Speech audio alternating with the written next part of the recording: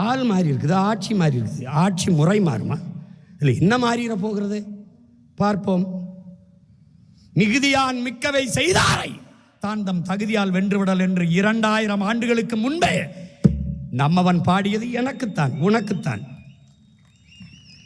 மிகுதியான் மிக்கவை செய்தாரை தான் தம் தகுதியால் வென்றுவிடல். பொறுமையாக இருந்து வென்று காட்டடான். அதனாலதான் எந்த பயில்ட்டையும் பேச்சு கிடையாது, எவன்டையும் பேச்சு கிடையாது. பேசியாச்சு. இனி பேசுறதுக்கு ஒண்ணுமில்லாத அளவுக்கு பேசியாச்சு. காத்து கடல் மலை மரம் செடி கொடி ஆடு மாடு எல்லாம் பேசியாச்சு. உனக்கு நக்கலாவும் நகைச்சுவாயிருக்கல, ஒரு நாள் நீ என்னை தேடுவ. நீ கஷ்டம் வரும்போதான கோயிலுக்கு போவ. ஒரு நாள் என் கோயிலுக்கு நீ வருவ. என்கிட்ட வருவ. நீ எதுவும் மாறாது. மாற்றுவதற்கு என்னையும் என் பிள்ளைகளையும் தவிர எவனாலும் முடியாது. எந்த பிரச்சனைக்கும் வேறும் தெரியாது, தீர்வும் தெரியாது.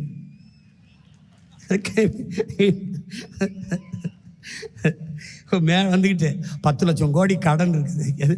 அது தெரியாம தான் முதலமைச்சர் வேட்பாளரை போட்டிக்கிட்டீங்கள.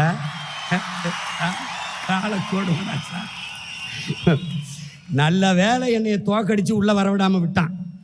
நான் உள்ள போய் இருந்தேன், நல்வாய்ப்பா தப்பிச்சு போயிட்டு. எல்லாரும் ஒரு 5-6 பேரோட உள்ள வந்திருந்தேன். மொத்த பேரும் வெளியில தான் இருக்கணும். ஏதோ என் மக்கள் என் மேலே பாம்பு பார்த்து விட்டாங்களா, இல்லை உங்கள் மேலே பாம்பு பார்த்து போட்டாங்களா, ஒன்றும் தெரியல. ஏன்னா போயிருந்துக்கு 10 லட்சம் கோடி கடன். நானும் பாடினேன். 10 லட்சம் கோடி கடனில் நாடு, இதில் இலவசம் வேற பெருவுக்க கேடு. தெருவா ஊராக பேசினேன்.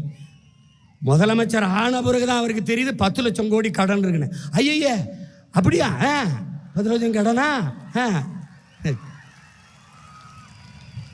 கடன் 10 லட்சம் கோடி இருக்குது. இந்த இலவசங்களை கொடுக்க முடியாது. 1 லட்சம் கோடி ஏற்கனவே வட்டி. பட்ஜெட்டே 3 லட்சம் கோடி தான். வட்டியே 1 லட்சம் கோடி போகுது. நீங்கள் சொல்கிற அறிவிப்பு இதெல்லாம் செயல்படுத்த இன்னும் 10 லட்சம் கோடி கடன் வாங்க வேண்டும். அப்போ மொத்த பட்ஜெட்டையும் வட்டியை கட்டிக்கிட்டு ரொட்டியை திண்டு தெரிய வேண்டியதான் நான் சொன்னேன். நீங்கள் கேட்கல.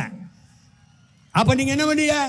கொடுக்க முடியாது என்று தெரிந்து வெற்று வாக்குறுதிகளை கொடுப்பதுதான் மக்கள் துரோகம், மக்கள் விரோதம், ஏமாற்று. நாங்கள் உண்மையை சொன்னோம், தோற்று போனோம், மேன்மையாக கருதுகிறோம். நான் தர மாட்டேன், கொடுக்க முடியாதுன்னு சொன்னேன்.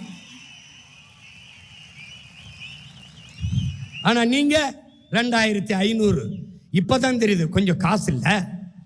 அது கூட தெரியாம எதுக்கு வந்திய? 6 சிலிண்டரு எப்படி கொடுக்குறீங்க? நானும் பார்க்க தானே போறேன். எப்படி கொடுக்குறீங்க? ஒருவேளை நீங்க போரிட்டு ஈரானையே கைப்பற்றினா தான். நீ பிரபாகரன் மகன்டாவே, நம்மாழ்வார் மகன்டா. நீ கொடு, நான் மாட்டு சாணத்திலிருந்து சிலிண்டர் தயாரித்து என் பிள்ளைகள் கொடுக்குறனால என்பார். கொஞ்ச நாளுக்கு அரிசி இல்லைன்னு வருவான். எந்த போராட்டத்துக்கு என்னை கூப்பிடாதுன்னு வரமாட்டேன். போ, உனக்கு தான் ஒரு கஷ்டம் வராத. நீ தான் கடவுளின் ஆட்சியை நிறுவிட்டிய. அப்புறம் நாங்கள் தேவைப்பட மாட்டோம்ல. ஏதாவது ஒரு பிரச்சனைன்னு வீட்டுக்கு வந்துட்டு எனக்கு மனு கொடுக்க வா.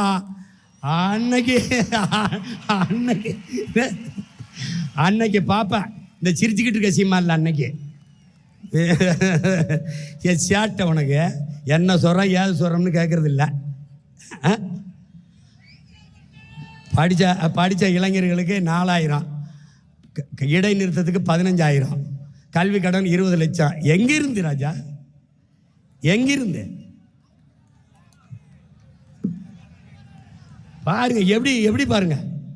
அவர் என்ன பண்ணுவார் பாவம், கடன் ஆகி போச்சு.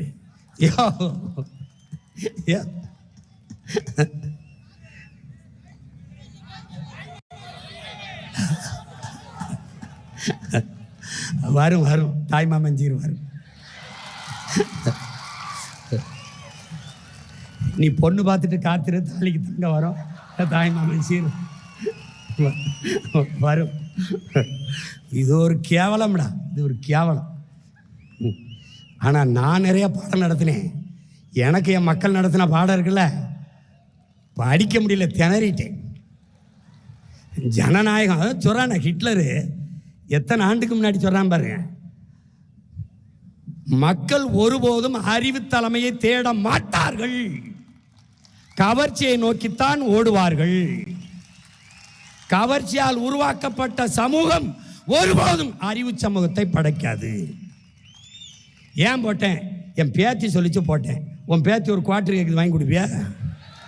ஏது பேத்தி சொல்லிச்சு போட்டேன், பேரன் சொன்னான் போட்டேன்.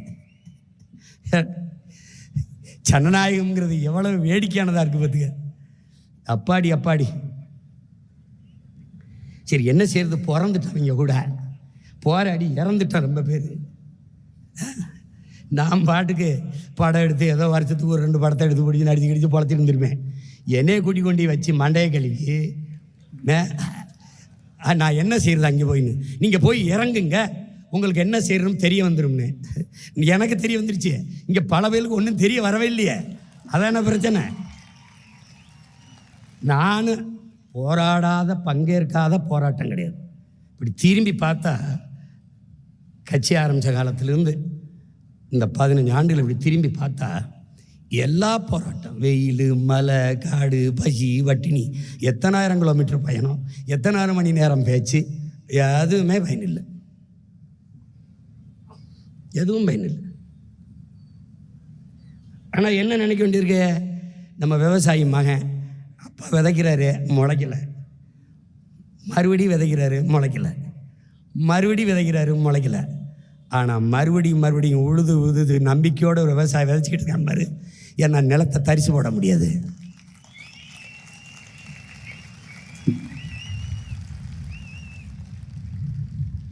ஓசோ சொல்கிறான்ல, ஒவ்வொரு நாளையும் அறுப்பதற்கான நாளாக கருதாதே, விதைப்பதற்கான நாளாக கருதுன்னு. விதைப்போம். இந்த காலம் நமக்கானது. இந்த காலத்தையும் களத்தையும் நம் கைக்கு நகர்த்தணும். நம்மகிட்ட 2 என்ன இருக்குது? உண்மை இருக்குது, நேர்மை இருக்குது, உழைப்பு இருக்குது. வேற ஒன்றும் இல்லை. திரும்ப திரும்ப அதே உண்மையும் நேர்மையுமாக நின்று கடுமையாக உழைப்போம். களத்தை நமதாக்குவோம். நம்பிக்கையோடு நமக்கு இருக்கிற ஒரே வழிதான். இவ்வளவு இழந்திருக்கான். நமக்கு இருக்கிற அரசியல் தீர்வு இவர்கள் தான் சொன்னார்கள். ஆயுதத்தை கீழே வைத்து விடுங்கள், போரை நிறுத்துங்கள், அரசியல் தீர்வை பெற்றுத் தருகிறோம் என்று சொன்னவர்கள் இவர்கள்தான். இந்த பன்னாட்டு சமூகம் எல்லாம் இன்னைக்கு ஐநா பெருமன்றத்திலே போனால் இலங்கையிலே நடந்தது இனப்படுகொலை அல்ல, ஒரு போர்க்குற்றம், அவ்வளவுதான். அதை இனப்படுகொலை என்றே ஏற்க மறுக்கிறது.